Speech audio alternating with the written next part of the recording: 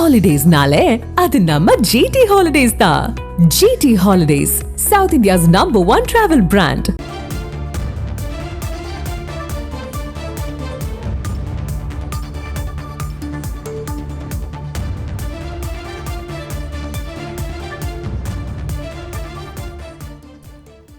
மகாராஷ்டிரா தேர்தல் உள்பட பல்வேறு தேர்தல்களில் முறைகேடு நடந்ததற்கான ஆதாரம் எங்களிடம் உள்ளது என்று மக்களவை எதிர்க்கட்சித் தலைவர் ராகுல் காந்தி குற்றச்சாட்டை முன்வைத்திருக்கிறார். டெல்லியில் காங்கிரஸ் சட்ட மாநாட்டில் ராகுல் காந்தி பரபரப்பு குற்றச்சாட்டினை முன்வைத்திருக்கிறார்.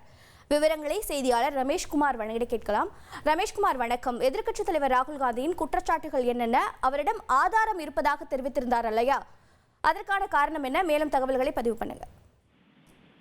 அதாவது இந்த பீகாரில் வாக்காளர் பட்டியல் சிறப்பு திருத்த விவகாரத்தை முன்வைத்து ராகுல் காந்தி அண்மை காலமாக கடுமையான விமர்சனங்களை முன்வைத்து வருகிறார்.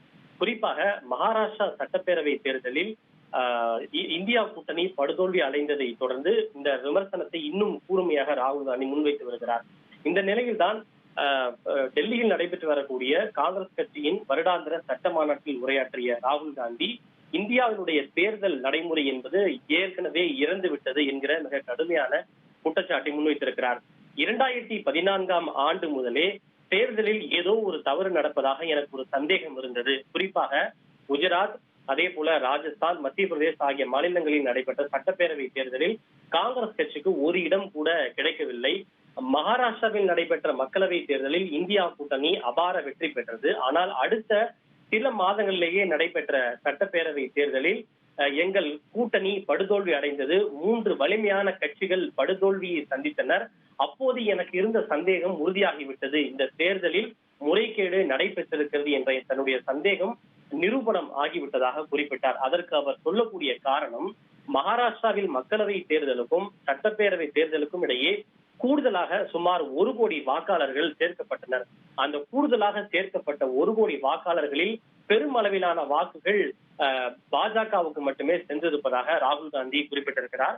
எனவே வரக்கூடிய நாட்களில் இதில் எப்படி முறைகேடு நடந்தது என்பதை நாங்கள் நிரூபிக்க போகிறோம் என குறிப்பிட்டிருக்கிறார். குறிப்பாக மக்களவை தேர்தலில் எப்படி மோசடி செய்ய முடியும், எப்படி மோசடி நடந்தது என்பதையெல்லாம் கூட வரக்கூடிய நாட்களில் தான் நிரூபிக்க போவதாக அவர் குறிப்பிட்டிருக்கிறார்.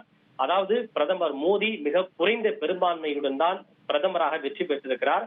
ஒரு 15 இடங்கள் மோசடி செய்யப்பட்டிருந்தாலே அவர் தற்போது இந்தியாவினுடைய பிரதமராக இருந்திருக்க முடியாது என்கிற மிக கடுமையான சில குற்றச்சாட்டுகளை அவர் வைத்திருக்கிறார்.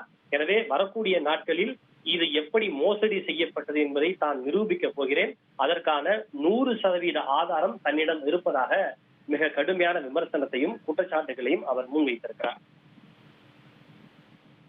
விரிவான தகவல்களுக்கு நன்றி ரமேஷ்குமார். Holidays-nale, அது நம்ம GT Holidays தான். GT Holidays, South India's #1 travel brand.